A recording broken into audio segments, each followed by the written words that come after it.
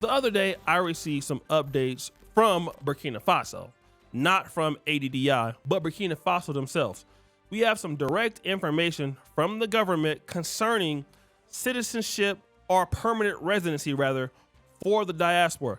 Now, this is important because obviously with the dust up with ADDI and many people being concerned, there is news, and I want to cover this news right now. So this is what came out on October 16th, 2025 on Burkina Faso's page. It was translated in English. I'll only read the second paragraph because that is what is important. And it starts like this. As the Ministry of Justice and Human Rights in charge of institutional relations, the Council has adopted a decree on the conditions and procedures for obtaining permanent resident status in Burkina Faso. According to Minister Adasso Radig Bayala, this decree is part of the continuity of the adoption of the Code of Persons and Family, which established the said status. One of the conditions for obtaining permanent resident status in Burkina Faso, in accordance with the new decree, is to have resided in the country 5 years. Before claiming naturalization, you must pass through this permanent resident status, which allows you to enjoy all the rights a Burkinabe has, with the exception of those specifically provided for nationals, such as the right to vote or the right to be a candidate. So you cannot run for office. Okay, so I want to see if this is a real opportunity for the diaspora. Now, what is the difference between what ADDI is saying? Okay, now ADDI has basically updated its website because the automatic citizenship through ADDI is now down, but the Facebook post on October 16th, 2025 established the conditions and procedures for obtaining permanent resident status in Burkina Faso.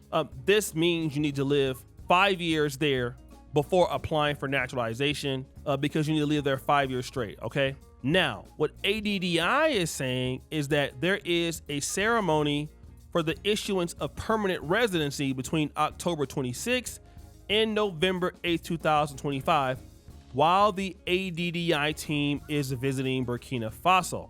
Okay, this indicates an interministerial committee appointed by President Troy Orie, basically saying that if you've paid them, right, whatever money it was $365 plus an additional $500, then what happens is this is waived, okay? So the 5 years of residence before applying for naturalization is waived. If you go on this so-called ADDI trip, you will be issued permanent residence, meaning that you will have that permanent residency between October 26th and November 8th.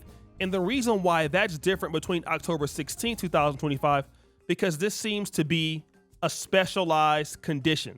All right, this is a specialized condition that the president, Captain Trey Oray, can do. After looking at both the website and this situation, here is where they're consistent. All right, number one, both ADDI and the government of Burkina Faso are saying that permanent residency is officially recognized in 2025. According to ADDI in Burkina Faso, this is correct. The decree is government-led.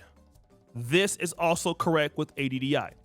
Permanent residents enjoy near citizen rights. So both ADDI, in which they have updated their site, both describe permanent residents as having broad rights in Burkina Faso to live, work, and invest and own property. So these are things that's true. Now, here is where it's a little bit inconsistent. If you're not going through ADDI on this trip, then you would have to come to Burkina Faso, live in there for 5 years, then get permanent status. After living there for 5 years, you can be naturalized as a citizen, okay? Now, what ADDI is trying to say is that their members may get a shortened path. If you automatically get the permanent residency, then your citizenship in Burkina Faso is cut in half to 5 years, okay? So this is the real benefit in that stage of rollout for ADDI, according to them, is between October 26th, between that time and November 8th, 2025.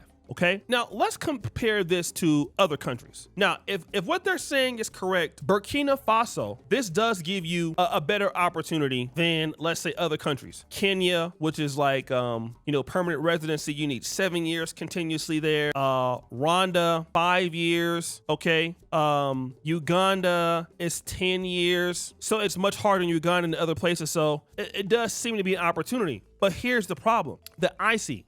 How many people can live full time in Burkina Faso for 5 years? That means you're not working in America. You're living in Burkina 5 years. You need to invest. Now, many people paying through ADDI, you may get the 5 years of the permanent status, but the problem is, in order for you to give your permanent status, you still need to be investing in the country. And that's the part that is a foggy, rather, okay? We don't really know how much money you need to keep investing, because you still need to be investing. It is central to the program, okay? Now, can this be waived? Yes, but we don't know. So if you're living in Burkina Faso and you don't have a way to earn from the Burkina Faso economy, how are you going to continue to be investing? And if you're not there full time, then how are you going to continue to have your permanent residency there if you're not living there, right? Like, how often do you need to be there? Okay, so you're there, get your permanent residency, unless what you can do is you have your 5 years of Burkina Faso residence, you're going back to the United States and you can still work. If they would waive that, it's fine. But if you have to live there 5 years of continuous residence, guys, how many people can live 5 years in Ghana, 5 years in Kenya, 5 years continuously without going back, and then, trying to understand that local economy? That's the problem, all right? You still need to be investing. You still need to be adding value to the country. And you may or may not have that money. You may or may not be able to know what industry you're going to be in. French is not your first language, okay? You'll be having to deal with that. And so while it is an opportunity per se, and Burkina Faso is not technically in ECOWAS anymore, it is a bigger risk, okay, because of the country situation right now. If you look at Burkina Faso's ease of doing business ranking, unfortunately, it's 151. Uganda is difficult to do business. Uganda is 116. So you're like 35 countries worse than Uganda. Out of 151, out of 190 countries, you're in the 151st to do business. So you have to overcome that, all right? So is it a good deal? I still don't think it's a good deal, because you would be better off in a country in which you could scale. I would rather deal with the problems in Uganda, which is at 116. I'd rather deal in a forward progressing place like Ghana. And I will tell you my best recommendation. Rwanda is better than Burkina Faso. Kenya is better, right? And the reason is because the economy and the investment is there. That's the best situation there. Versus if you're in a place like Burkina Faso and the economy, you're gonna have to have money to invest. The country doesn't have a lot of things. So that's the part that they're not telling you. What are the industries? What kind of skills do you need to be in the industries? How developed are the industries? What about the language and all that stuff? This is the issue that you guys are having there. And so that's the part that may not be the opportunity. I keep telling you guys, on the continent, I'm going to keep saying this. You guys get what you pay for, literally.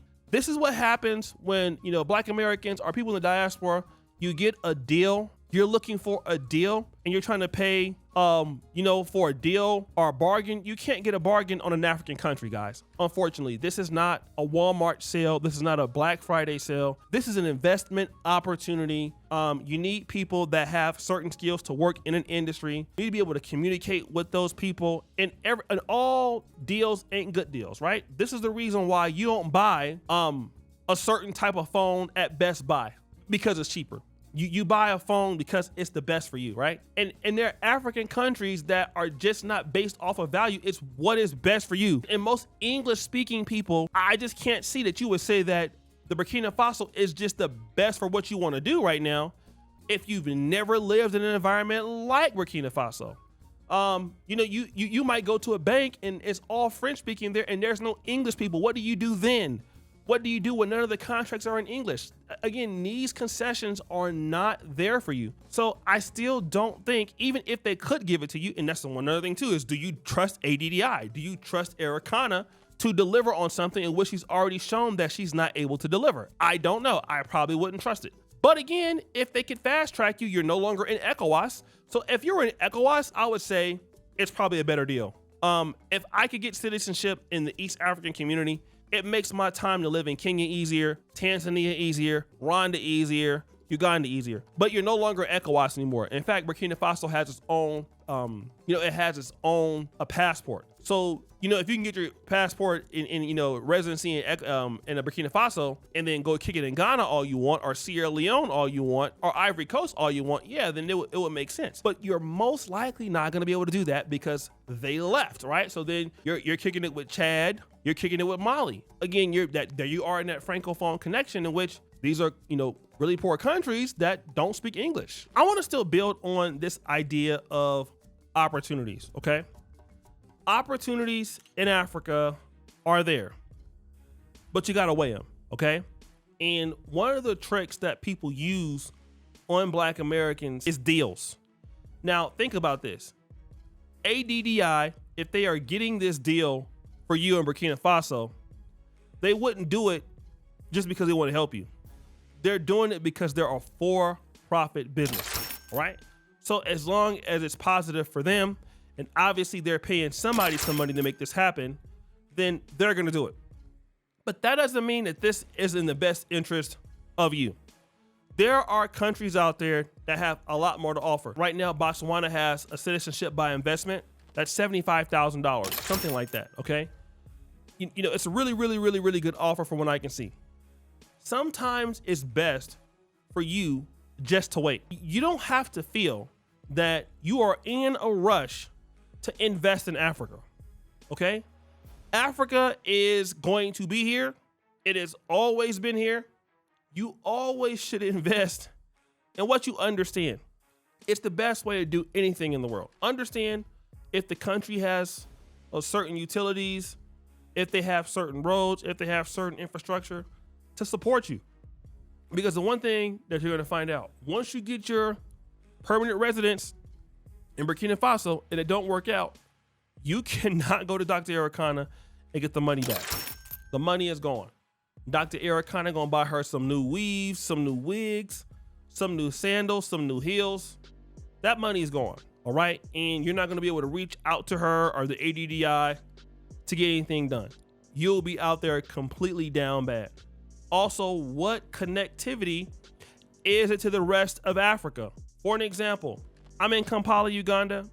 I'm right here in the East Africa at a really good hub. I'm 1 hour away from Nairobi by flight. I'm 1 hour away from Kigali.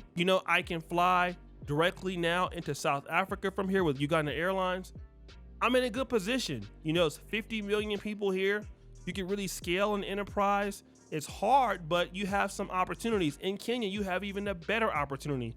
In Rwanda, you may have a better opportunity, right? All of these places give better opportunities, but they may cost more for you to play in, but you get what you pay for. And you got to understand that. The pricing model, the 365, the $5 model, it's not all what it seems. You have to be able to stay in a place and support your business while you're there. And that must mean leaving and coming back, leaving and coming back, leaving and coming back. Right now, the only place that I know that the citizenship with the leaving and coming back model works for sure is in Ghana, right? Ghana gives you that authority, and Sierra Leone. Sierra Leone is probably a way better opportunity than Burkina Faso. The reality is that the ADDI can't get into Sierra Leone because somebody already has it. They can't get into Ghana because somebody already has it. So the ADDI has its one country that they can get you in as Burkina Faso. So that's what they're selling. Just understand that. That's the selling point of them. And that is how they're making money. And that may or may not be what you need. And if it's not what you need, say no. So guys, what do you think? It's your boy, Jackson, back at it again with another episode of Kinganda. We're out.